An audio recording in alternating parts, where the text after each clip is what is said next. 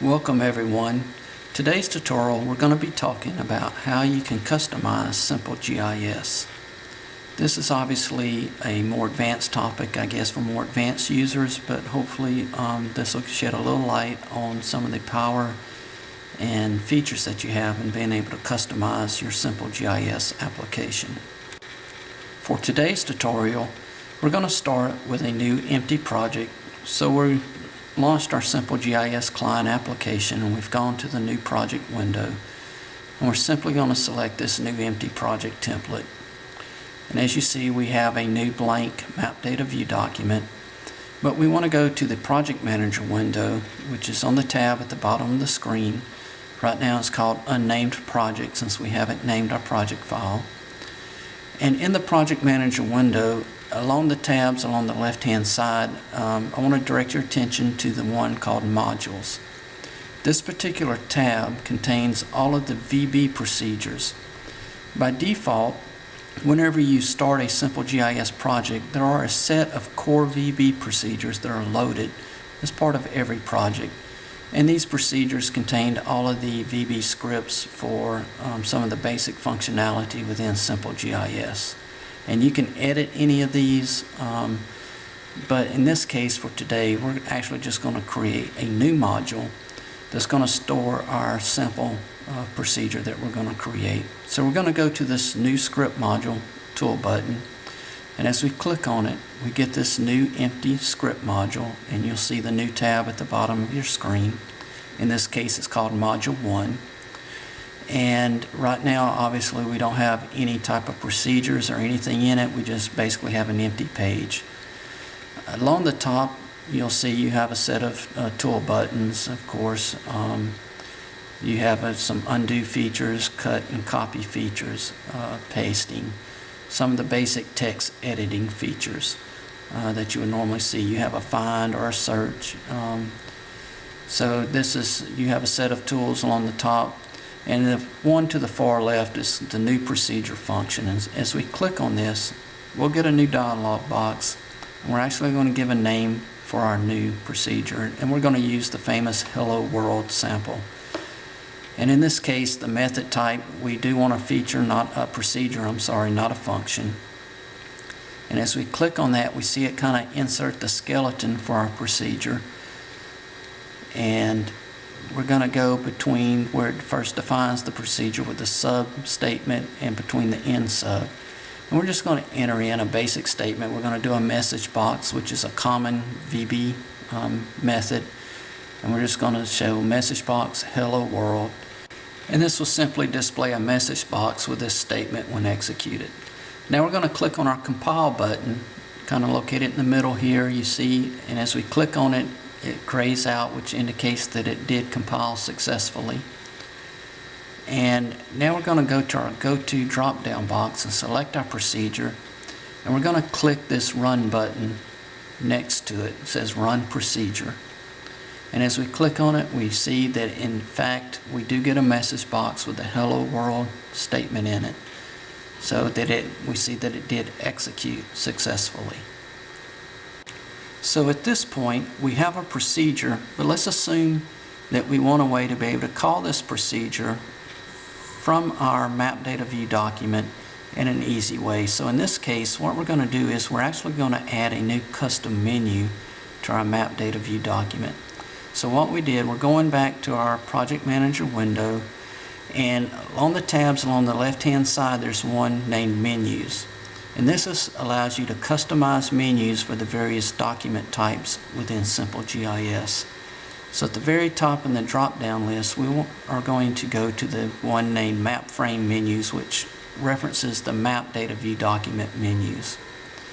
And we have several different menu types that we can modify in here. So this first one called Menus, if we expand, these are all the pull-down menus that appear along the top of the window. Right-click menus are the menu items that would appear if I right-clicked in the map data view document. The command tools are buttons that appear on the top toolbar in the map data view document, and these represent buttons that simply execute a command one time when they're clicked. And then we have another toolbar, a second toolbar in our map data view document, and these contain what we call interface tools. And these are special tool buttons in that they interact with a map data view document in some way. So for instance, if I select the Zoom to Rec tool button, that tool button actually allows a user to click and draw a rectangle in the map data view document, and then will zoom to that rectangle. So it involves some type of user interaction with the map data view document. And so that's why they are segregated and are a little bit different than the regular command tool buttons. For the purposes of this demo, we're just going to create a new pull-down menu. So under the main menu, we select it and we click the new menu item, and it brings up a new dialog box, and it's asking for a caption that we want for this new menu item.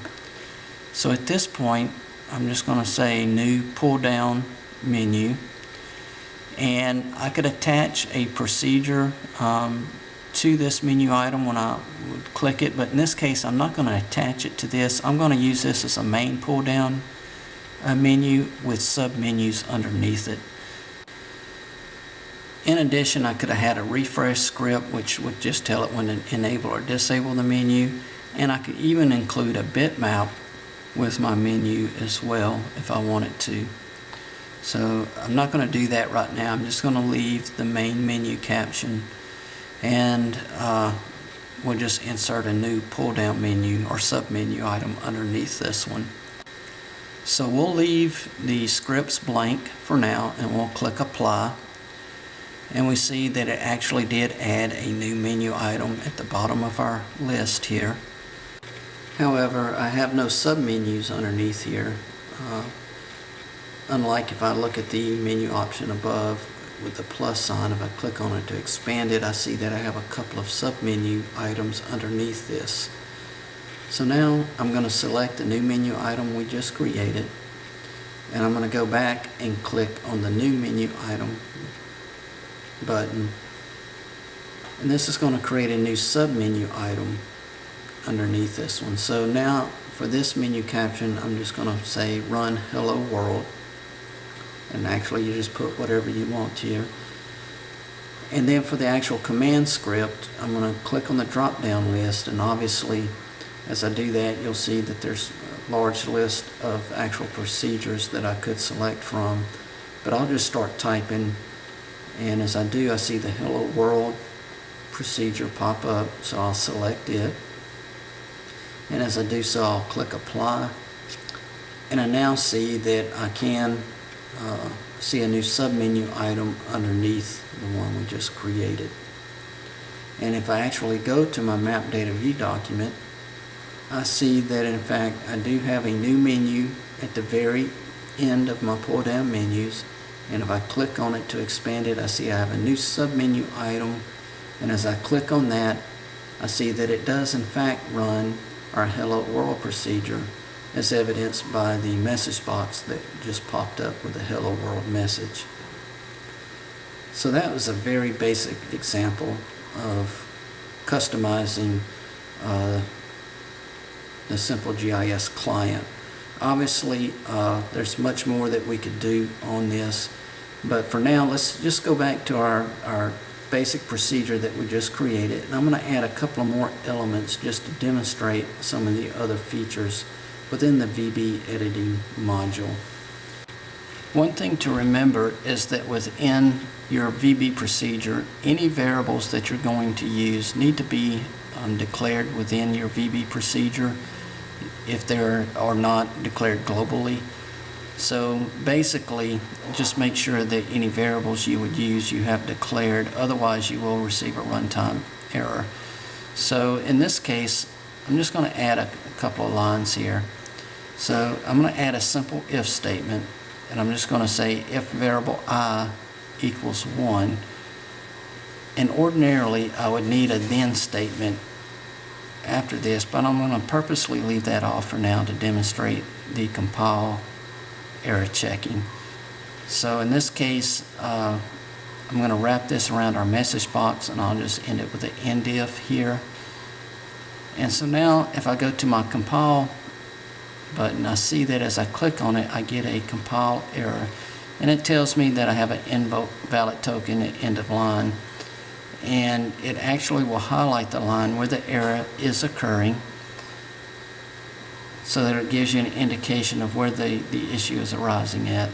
So in this case, I could simply come and at the end just add my then statement, and now when I hit the compile button, I see that it did compile successfully. However, notice though I am using a variable I that I have not declared, so if I was to actually try and run the procedure now, it actually would generate a runtime error because I have not declared that variable that I am trying to use. So to correct that, I would simply need to go to the top of my procedure, and I'll use the VBDEM statement to declare my variable I.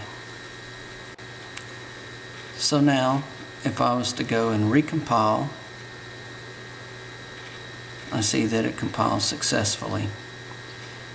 One of the other features that's been included in Simple GIS is a new debugger that allows you to debug your scripts to help you catch errors where they may be occurring. So in this case, if I was to try and run this procedure, I would actually see that the message box would never execute, because while I've declared my variable I have never assigned a value to it. So I'm going to add a breakpoint in my procedure, and I did this just by simply clicking on the line number in the margin, and I see that that line turns red. I then go to the Go To, select my procedure, and hit the Run button, and I see that I get this new debug window that pops up and allows me to see all of the variables within my procedure, and I can actually see the values and step line by line through my procedure. In this case, I see that my variable I has not been assigned, so it's empty. And I have a couple of options. I could do a step into or step over. A step into simply means if I was calling another procedure within this procedure, it would actually step into and stop at the next line in the procedure being called. Or if I was to use the step over, it would execute that procedure being called and then stop at the next line in the current procedure. In this particular case, it makes no difference which one I use. I'm not calling any procedures in here. But as I use, I'll just select the step into, and if I actually click on this, I would see that it bypasses my message box. Again, because I has no assigned value to it, so it didn't pass the expression test, and therefore my message box would never be called. So to correct this, I could simply go, I want to insert a new line, and in this case I'm just going to say I equals 1 for the purposes of this demo. And now as I compile and I run this procedure again, as I use my step, I now see that I has been assigned a value of 1, and as I continue to step through my procedure, I'll see that it does pass the if condition and my message box does appear.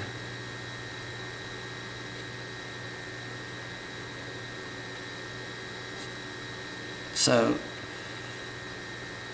again, this is just a very basic demo, and obviously there's much more that can be done in customizing this. So for the purpose for the second part of this demo, I'm actually going to go and I'm going to open a project that I had created previously.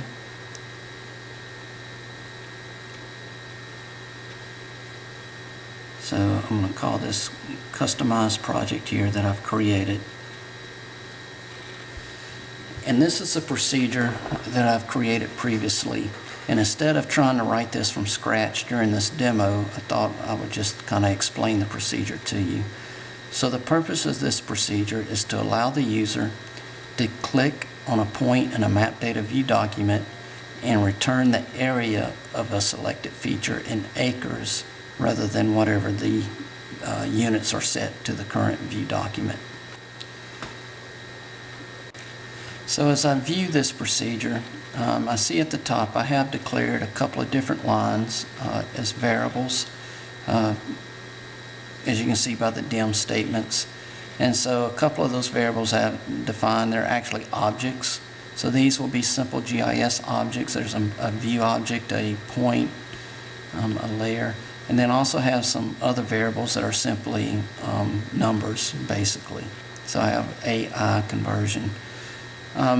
Since VB works with variants, I don't have to explicitly define the type of variable. I just have to declare the variable. So the next statement I have is I'm actually setting my first variable I had, my view, equal to application.currentMapView. And this is actually simple GIS objects.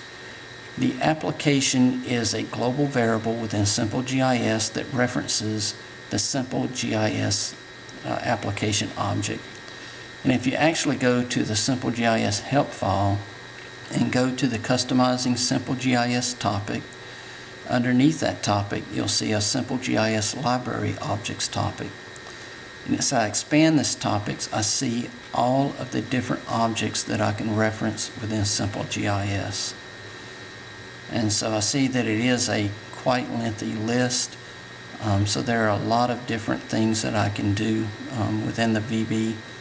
And this first one, the iSim GIS app object, is the object referenced by that application global variable. And as I can see, as I expand any object, I can see all of the different properties and methods that that object supports. So all of these can be called within my VB procedure, or even from other third-party applications that support the Microsoft COM specification. So for instance, like if you were writing VBA within a Microsoft Excel, you could actually reference these objects and work on these objects from Excel. So in this case, I see that I'm setting my view to the application's current map view document. I'm then setting the cursor for that view. And then I'm setting a point to a method that the view document supports called drawPoint. And this basically is a method that allows the user to interface with the map data view document by clicking in the document and returning the point where the user clicked. So when I say set my point, that's what I'm doing. I'm setting my point to the point where a user clicked in the my view document. And then I'm simply doing a do loop that says while the point is not null, so it's a valid point, I'm then getting the current layer of the map data view document. And then I'm checking the geometry type of that layer. So that's what I'm doing here with this if statement. If geotype equals 5. So if I go back to my simple GIS help file and I look at the vector layer object, and if I look under its properties, I see that the geotype property returns the type of geometry that that layer contains. So a value of 1 would be points, a value of 3 would be polylines, and 5 would be polygons.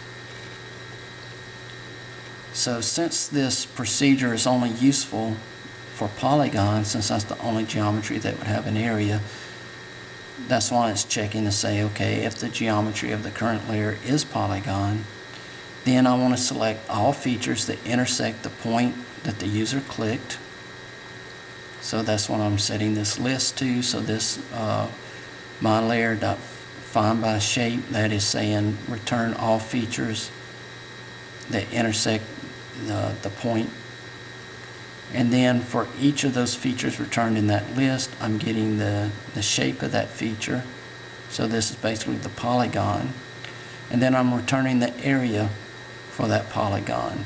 And again, this area returned would be in the units that the view is set to. So if the units of the view is set to feet, the area would be returned in square feet, and therefore I need to divide that by a factor of 43,560 to convert that to acres.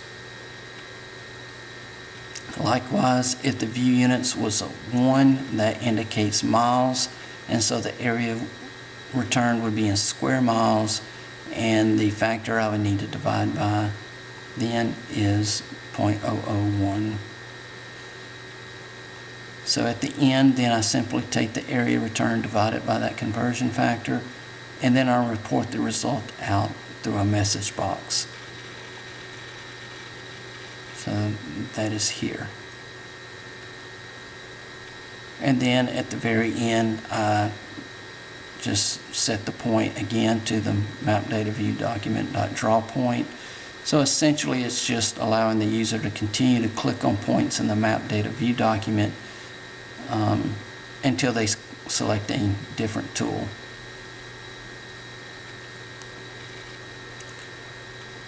Also, the VB interpreter in Simple GIS supports a particular error handling routine indicated by this try, catch, and try statement.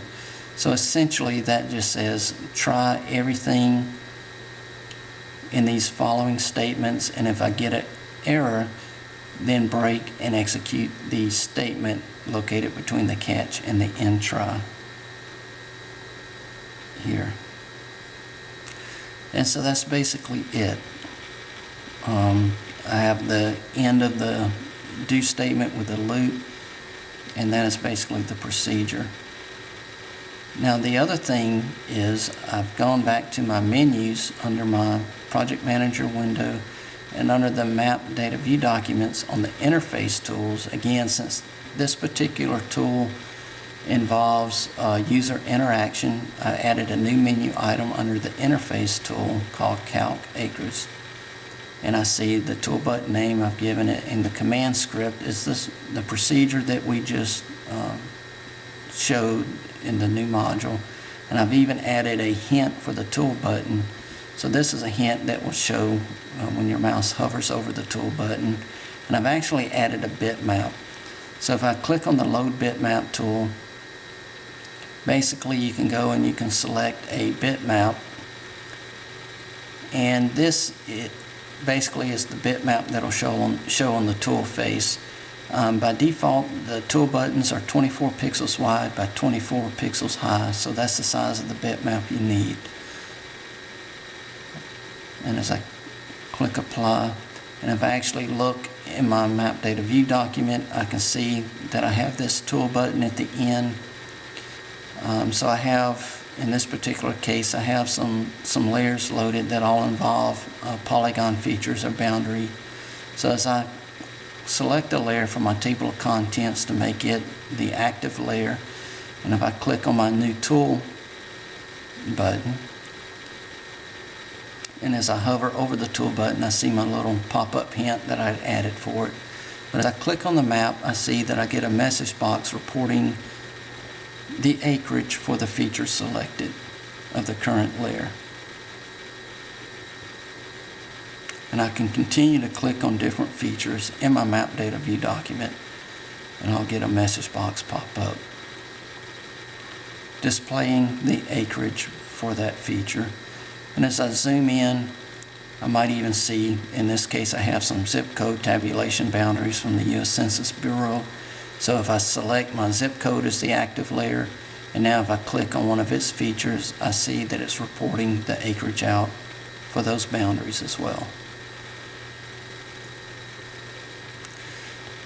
So one of the other functionalities that Simple GIS supports is an idea called plugins. And so essentially that allows you to combine scripts and documents and menus and tools into what is called plugin files that can then be shared with other projects or other users easily. So if I go back to my project manager window, and the very last tab on the left hand side is called plugins. And in this case, in this project, if I had any plugins loaded, they would show in my list box. But in this case, I'm going to actually create a plugin from this project. So I click on the Create Plugin tool. I can give a name for the plugin. So the dialog box that appears has several tabs, and the first one allows me to define the properties for the plugin, which includes giving it a name. I could even tell who created it. I could put comments describing what the plugin does. And I could even have scripts that would execute after loading the plugin or on unloading the plugin as well. So all of this is described in the Simple GIS help file to let you know what all of these different features purpose are. In this case, if I wanted to add any documents into the plugin, I could do that by going to the appropriate tab for the document type. And in this case, all I'm going to do is I'm going to add a script. So I'm going to go to the Scripts tab. I'm going to select the new module we just created. And I'm going to click on the button with the double arrows pointing to the right to add it into my new plugin. And then the same thing with, I'm going to click on the Menus tab. And I'm going to go to my Map Data View. I'm sorry, not the pull-down menus, but I want to go to the Interface Tools. And I'm going to select the new tool that we created, and then I'm going to click the button with the double arrows again to add that to my plugin that I'm creating. And as I see, it's now added into my plugin. And then I'm going to click Save. And then I'm going to enter a file name for my new plugin. In this case, I already had a file created where I created this earlier, so I'm just going to save over it. But it creates a file with a PGN extension. And so as I click Apply, I've now created that plugin. And so now that allows me to use this in new projects. So if I just created a new project now, and I'm going to create a new empty project again, and I'll go ahead and I'll add in some data to this project. So I'll add the state boundaries layer.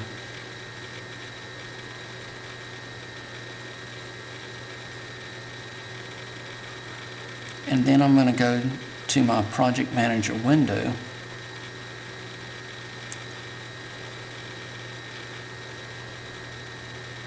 And I'm going to go to the Plugins tab. And now I'm going to go and click on this plus button that says Add Plugin. And as I click on this, I'm going to select the plugin that I had just created.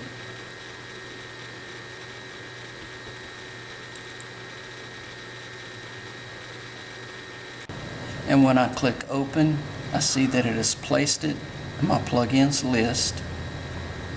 And if I click on my Modules tab, I see that I have a new module added, which is from that plugin. And in my Map Data View document, I see that it's actually added the tool that I'd created.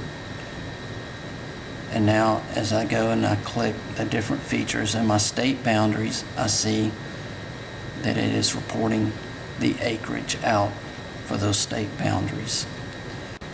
So that concludes today's demonstration. Hopefully this at least gives you some idea of the capabilities in Simple GIS to customize it for your needs. And I would mention that the plugin that was demoed in this tutorial has been loaded to the Simple GIS website under the free GIS resources menu option. So if you just visit there, you should see this plugin available that you can download and then play with and use in your projects as well. So with that, I'll conclude today's demo. Thank you.